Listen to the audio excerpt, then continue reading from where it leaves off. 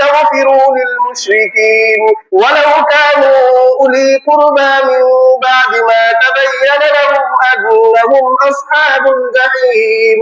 হে নবী, আপনি এবং যারা ঈমানদার আছে, যারা ঈমান এনেছে, তাদের জন্য শোভা পায় না, তাদের জন্য সমীচীন নয় যে তারা কোনো মুশরিকের জন্য দোয়া করবে। ওয়ালাউ কানু উলি কুরবা, যদিও তারা তাদের নিকটাত্মীয় হয়, নিকটাত্মীয় হোক, বাবা হোক, সন্তান হোক, যে মুশরিক হবে, যে আল্লাহ তাআলার সাথে শিরিক করবে, যে মূর্তি পূজা করবে, তার কোনো দোয়া, তার ব্যাপারে কোনো সুপারিশ আমি আল্লাহ কবুল করব না।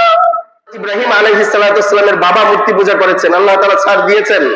হযরত নূহ আলাইহিস সালাতু ওয়াস সালামের সন্তান কেনান, সে মূর্তি পূজা করেছে, আল্লাহ তাআলা তাকে ছাড় দিয়েছেন, দেন নাই। আমার কাছে আমার প্রশ্ন, গোপালদি বাজারে আপনাদের সাথে হিন্দু ভাইয়েরা আছে না নাই? ব্যবসা করে না? সামাজিক মুআমালা আছে না নাই? ব্যবসায়িক লেনদেন আছে না নাই? আছে। তাদের সাথে সৌহার্দ্যপূর্ণ আচরণ আছে না নাই? ভ্রাতৃত্বপূর্ণ আচরণ আছে না নাই? আছে। আপনার সাথে তার এত সুসম্পর্ক থাকার পরেও আপনার সাথে ব্যবসায়িক লেনদেনের দিক দিয়ে এত আন্তরিকতাপূর্ণ লেনদেন থাকা সত্ত্বেও কোন ঈদুল আজহার নামাজে কি আপনি আপনার কোন হিন্দু ভাইকে দেখেছেন? একজন দেখেছেন, কারণ আশ্রমের পাশেই তো ঈদগাহটা, তাই না? দেখেছেন কেউ কোনোদিন? ঈদুল আজহাতে দেখেছিলেন? শবে বরাতে আপনার উৎসব, শবে বরাত আমার উৎসব, শবে বরাত আপনি মুসলিমের উৎসব, কোন হিন্দু ভাইকে দেখেছেন কোনোদিন মোমবাতি নিয়ে আসতে, কোন ইবাদত করতে? শবে কদরে, ঈদুল আজহা, ঈদুল ফিতরে, 10 মুহররম, 12 রবিউল আউয়াল কোনদিন দেখেন নাই? কোন রমজানের রোজা রাখতে কোন হিন্দুকে আপনি দেখেন নাই? আপনার প্রতি তার আচরণ খুব সুন্দর, বন্ধুত্বপূর্ণ আচরণ আছে। কোন ঈদুল আজহার নামাজে তাকে দেখেন নাই, কোন ঈদুল ফিতরের নামাজে দেখেন নাই, কোন জুমার নামাজে আপনি কোন হিন্দুকে দেখেন নাই। অথচ হায় মুসলমান, আজ আমি আপনি মুসলমানের সন্তান, দেখা যায় কি ওই ইহুদি, ওই খ্রিস্টান, ওই হিন্দুদের ওই পূজার মধ্যে দেখা যায় আমার মুসলমানদের সন্তান রাতে গিয়ে ঘুরে মেলা থেকে কিনে মেলা দেখার জন্য আশপাশে যায়।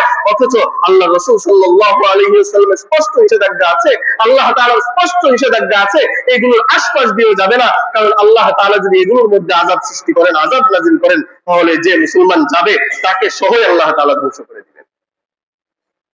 আমরা চিন্তা করে খুঁজে পাই না যে আমাদের কাছে আমাদের ইবাদত পালন করার জন্য আমাদের কোন হিন্দু ভাই আসলো না। কিছুদিন পরে আমাদের পূজা শুরু হবে, ছেলেরা টাকা জমানো শুরু করেছে, পিচ্ছি যারা আছে হয়তো পূজার মধ্যে এই কিনবে সেই কিনবে, পূজার মধ্যে সে যাবে। মা বাবার এটার মধ্যে কোনো সতর্কতা নাই, এটার মধ্যে মা বাবা একেবারে গ্রাহ্যও করে না, যাবে যাক ছোট মানুষ। কিন্তু এই ছোট মানুষ এই মুশরিকদের এখানে যাওয়ার কারণে তার ঈমানটা কতটুকু পরিমাণ আছে মা বাবা আমরা ভাবার কোনো প্রয়োজনই মনে করি না, কোনো প্রয়োজনই মনে করি না। কারণ আমরা মনে করি ধর্ম যার যার, উৎসব সবার, ধর্ম যদি যার যার হয়, আল্লাহর ধর্ম আপনি বানিয়ে দিলেন যার যার, আপনার দোকান যার যার, মাল সবার, আপনার গাছ যার যার, ফল সবার, আপনার যার যার, মাছ সবার, আপনার ক্ষেত যার যার, ফসল সবার। এভাবে যদি সবাইকে বলে দেওয়া হয়, কেউ কোনোদিন মানবে না। আমার ফসল, আমার ক্ষেতের ফসল আমি অন্য কাউকে কেন দিব? আমার গাছের ফল আমি অন্য কাউকে কেন দিব? আমার পুষ্করির মাছ আমি কেন আরেকজনকে দিব? আপনারটা যদি আপনি না দিতে পারেন, আল্লাহর ধর্ম আল্লাহ বলে দিয়েছেন, ওয়ামান ইয়াবতাগি গায়রাল ইসলামি দীনান ফালান ইউকবালা মিনহু, ইসলাম ছাড়া আর যত ধর্ম আছে, ইসলাম ছাড়া আর বাতিল যত ধর্ম আছে, আমার আল্লাহর কাছে সবগুলো ধর্ম প্রত্যাখ্যাত।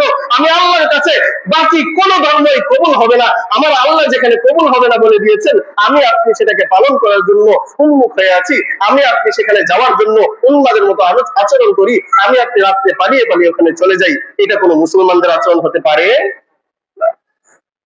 আপনি বলবেন, আপনার মনে অনেক প্রশ্ন আছে, অনেক কথাও আছে যে হুজুর আমি তো আমার ইমান বিক্রি করে দিয়ে ওখানে যাই নাই, আমি তো আমার সবকিছু বিলীন করে দিয়ে ওখানে যাই নাই, আমার মনে তো আল্লাহর ভয় আছে, আমি তো এক আল্লাহকে বিশ্বাস করি, শুধুমাত্র দেখতে গিয়েছি ওখানে কি হচ্ছে। কেন আপনি দেখতে যাবেন? সামাজিক ভাবেও তো আপনার এখানে তো তারা কোনোদিন আসেনি, আপনি কেন যে জিনিসগুলোকে হারাম বলে আখ্যায়িত করেছেন, ইমান বিধ্বংসী বলে আখ্যায়িত করেছেন, সেই বিষয়গুলোর কাছে যাওয়ার কোনো দরকার আমাদের আছে? আমরা আজকে হাত তুলে দেখাই, যেই দিক দিয়ে পূজা হোক, যত বড় অনুষ্ঠানে হোক না কেন, আমরা কেউ যাব না। হাত তুলে দেখাই, ইনশাআল্লাহ আমরা কেউ যাব না পূজার মধ্যে। ইনশাআল্লাহ বলেন, ইনশাআল্লাহ। ইনশাআল্লাহ আমরা কেউ পূজায় যাব না। মুসলমানদের উৎসবে তারা কোনোদিন আসে না, হিন্দুদের উৎসবে আমরা কোনোদিন যাব না। যেমনি ভাবে আমরা তাদের স্বাধীনতাকে কোনোদিন হস্তক্ষেপ করি না, হরণ করি না। কারণ 90% মুসলমানের দেশের মধ্যে যেমনি ভাবে তারা সামাজিক কার্যক্রম করছে, যেমনি ভাবে তারা তাদের উৎসবগুলো করছে, মুসলমান হওয়া সত্ত্বেও আমাদের দাবি এটা নয় যে তাদের এখানে গিয়ে আমরা ভাঙচুর করবো। আমাদের স্লোগান কি হবে? ধর্ম যার যার, উৎসবও তার তার। আমাদের এখন আর এটা হবে না লাকুম দীনুকুম ওয়ালিয়া দিন সংসদ থেকে পাশ হয়ে গেছিল কি লাকুম দীনুকুম ওয়ালিয়া দিন, ধর্ম যার যার উৎসব সবার, সম্পূর্ণ কোরআনের অপব্যাখ্যা করা হয়। আল্লাহ তাআলা আমাদের সবাইকে